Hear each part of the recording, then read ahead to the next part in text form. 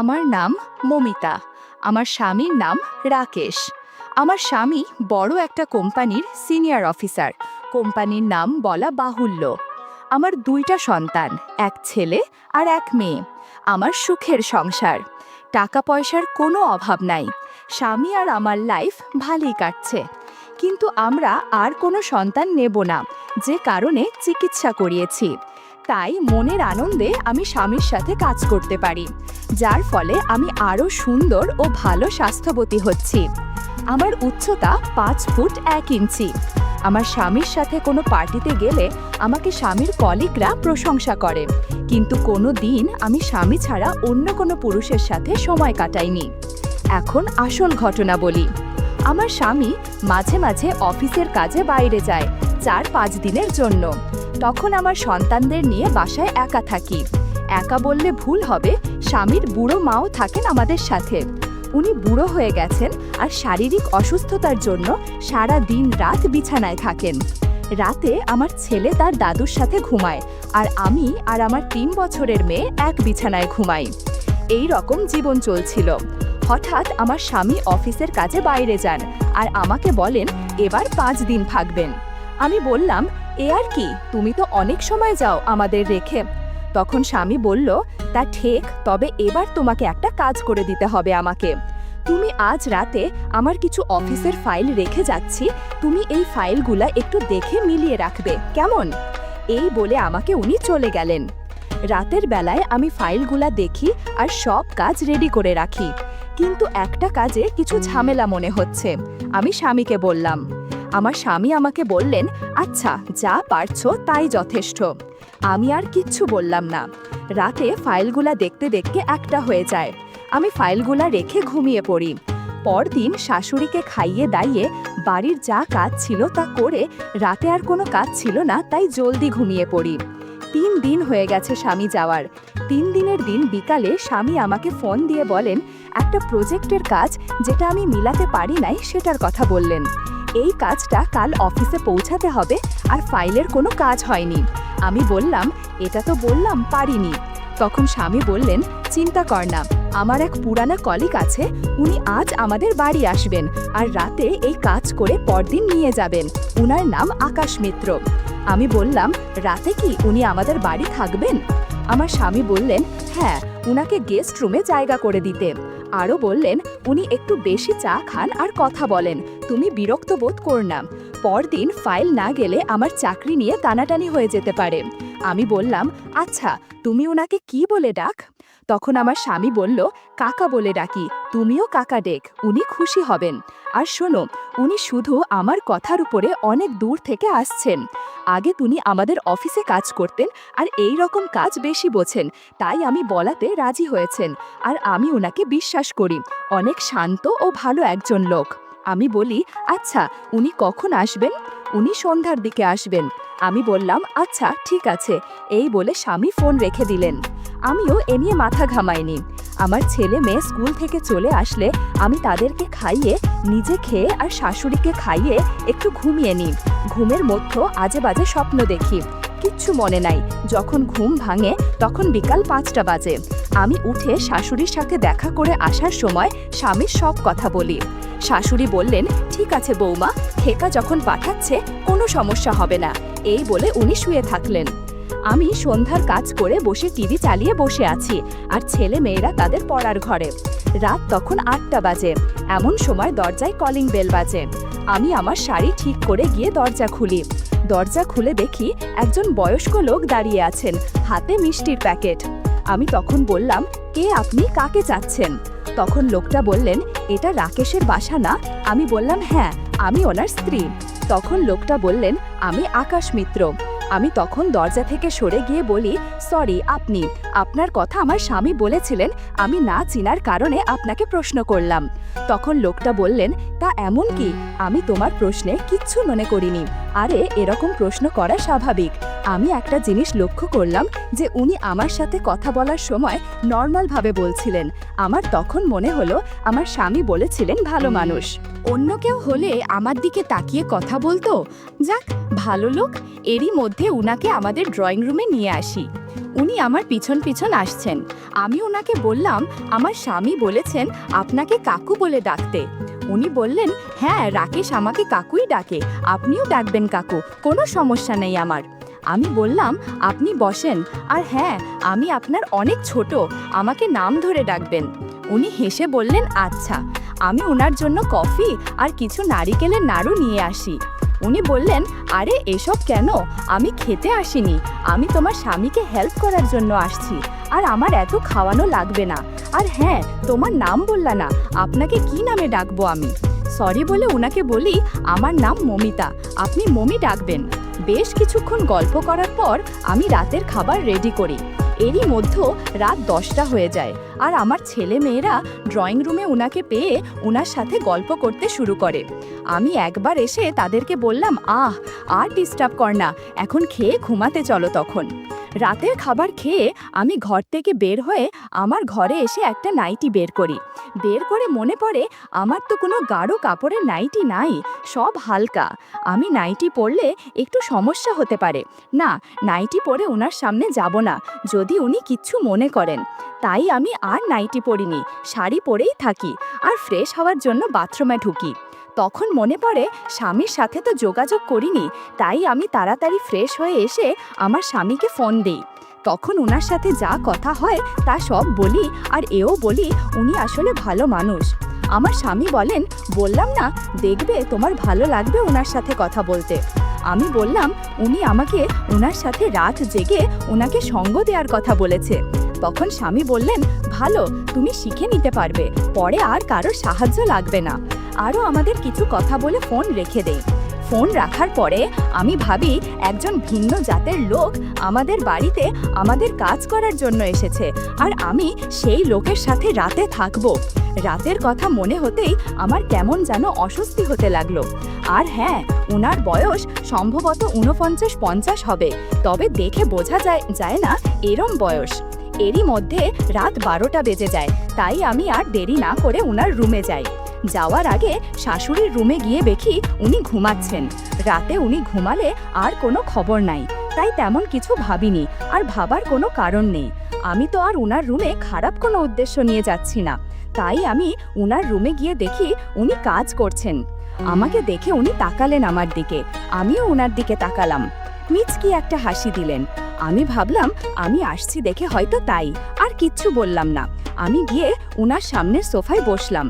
উনি আমার দিকে আবার তাকিয়ে বললেন, কাকু, মমি, চাইলে এই কাজ তুমি করতে পারতে, এ তো কোনো সমস্যা নাই, প্রায় কাজ করা।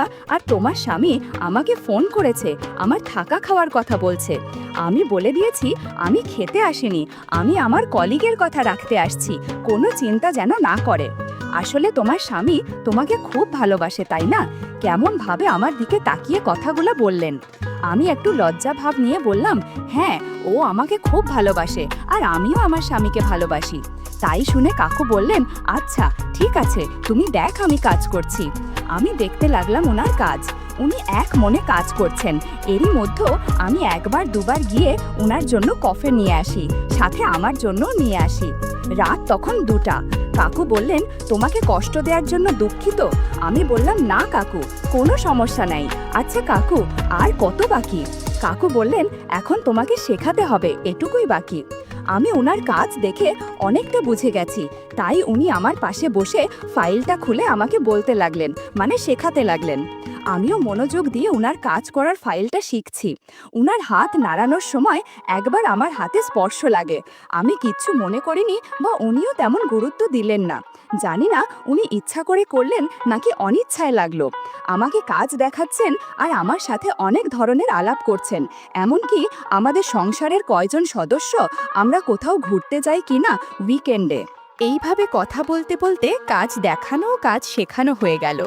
পরে উনি বললেন, মমি, আমাকে আর 1 কাপ কফি দিও, আর একটা লুঙ্গি দিও। আমি তখন বললাম, কাকু, আমাদের ঘরে লুঙ্গি নাই, তবে আপনাকে আমার স্বামীর একটা ধুতি দিতে পারি, যদি আপনি পরেন।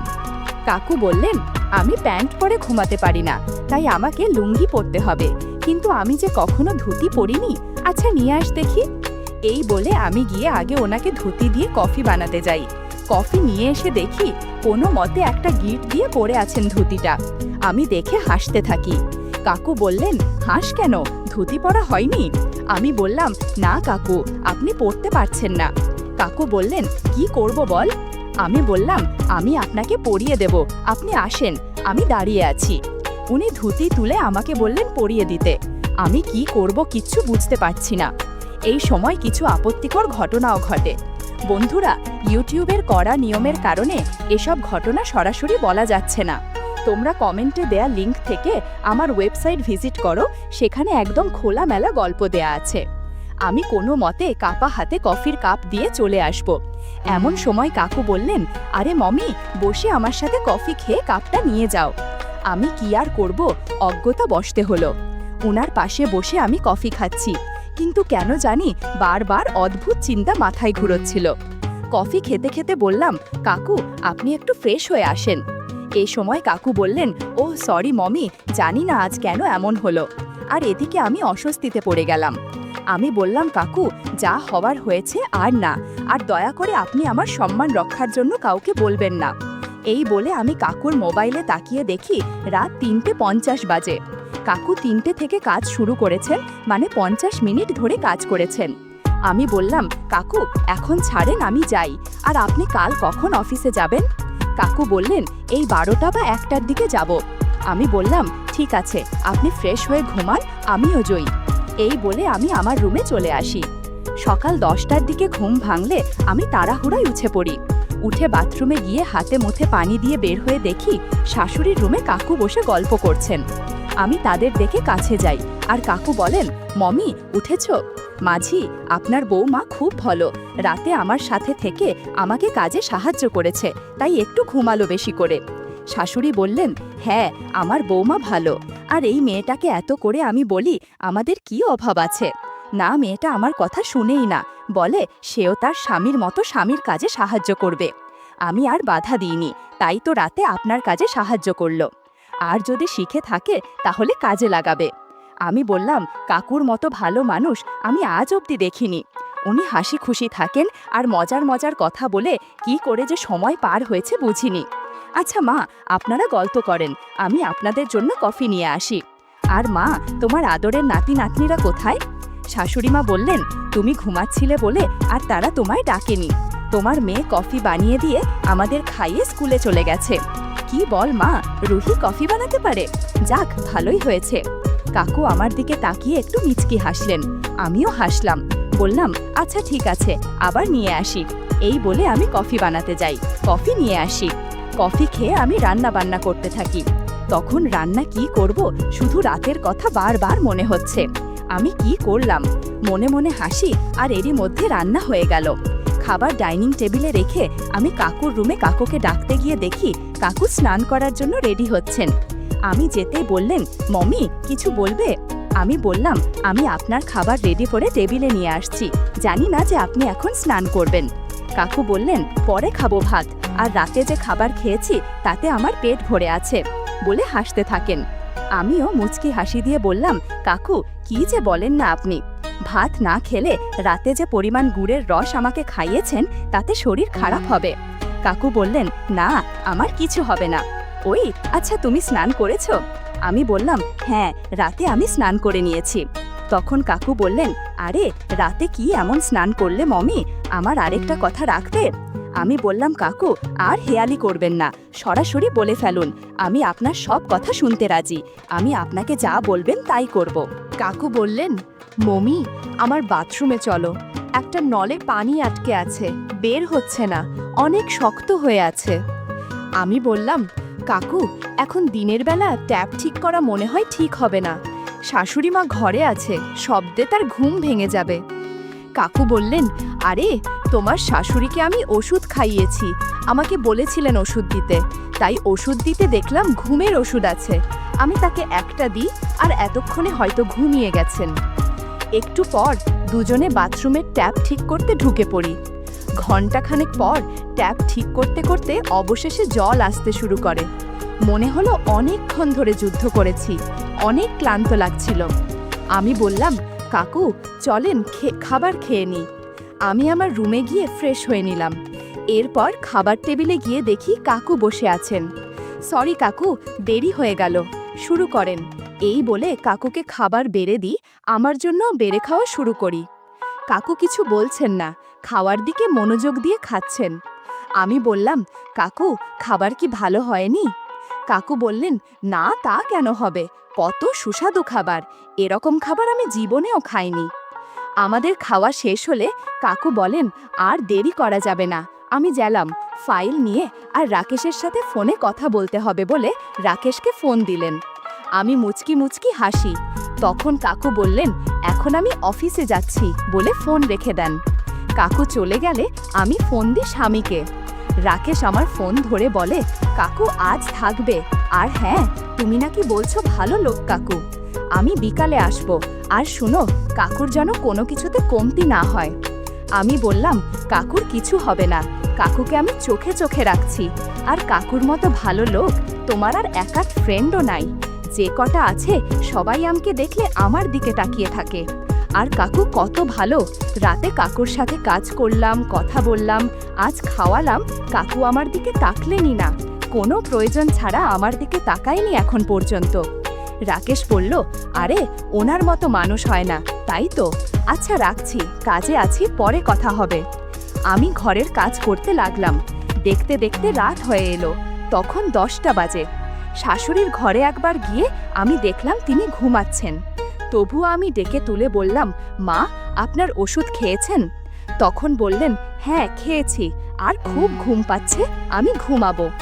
আমি বললাম, কাকু আসলে ওনাকে খাইয়ে আমিও ঘুমাবো। এরই মধ্যে কলিং বেল বাজলে আমি উঠে গিয়ে দরজা খুলে দিই। খুলে দেখি কাকু। আমি রাগের ভাব করে বললাম, এত রাত পর্যন্ত কোথায় ছিলেন? উনি হয়তো আমার রাগ করা ধরে ফেলেছেন, তাই আমাকে বললেন, মমি আমার পুরানো এক বন্ধুর সাথে দেখা হলো, তাই সে আমাকে তার বাসায় নিয়ে গিয়েছিল, আর আমি সেখানে খেয়ে এসেছি, আমার উপর রাগ কর না। আমি বললাম, আচ্ছা আচ্ছা, আর বলতে হবে না, খেয়ে আসবেন, আমাকে আগে বলতে পারতেন, আমি আপনার জন্য কত খাবার রেডি করেছি, এসব খাবার ফ্রিজে রেখে দাও, আজ অন্য খাবার খাবো। আমি বললাম, কাকু আপনি রুমে যান, আমি কিছু খেয়ে আপনার জন্য কফি নিয়ে আসছি। কাকু নিজের রুমে গেলেন আর বললেন, বেশি দেরি করবে না, রাত প্রায় 11:30 বাজে, আজ অনেক কাজ করব। আমি মুচকি হাসি দিয়ে চলে গেলাম, গিয়ে তাড়াতাড়ি কিছু খেয়ে কফি বানাতে শুরু করি। কফি বানিয়ে আমি আমার রুমে গিয়ে একটা হালকা নাইটি পরে কফি নিয়ে কাকুর রুমে গেলাম। কাকু আমাকে বললেন, আরে আজ তোমাকে ভীষণ সুন্দর লাগছে। আমি বললাম, ভালো হয়নি? কাকু বললেন, ভালো মানে সব ভালো লাগছে। এরপর আমরা কাজ করতে শুরু করি। এত কাজ শেষ হচ্ছিল না, পরে আমি ভোর 5টার দিকে আমার রুমে আসি। অনেক ক্লান্ত লাগছিল, তাই স্নান করে একটু বিশ্রাম। আমার স্বামী না আসা অবধি কাকু রাত দিন সময় পেলেই আমার সাথে অনেক কাজ করেছেন। বন্ধুরা, ইউটিউবের গল্পগুলো শুনে মজা না পেলে আমার ওয়েবসাইটে দেয়া গল্পগুলো শুনতে পারো। সেখানে প্রতিদিন খোলামেলা গল্প আপলোড করা হয়। কমেন্টে ওয়েবসাইটের লিংক দেয়া আছে।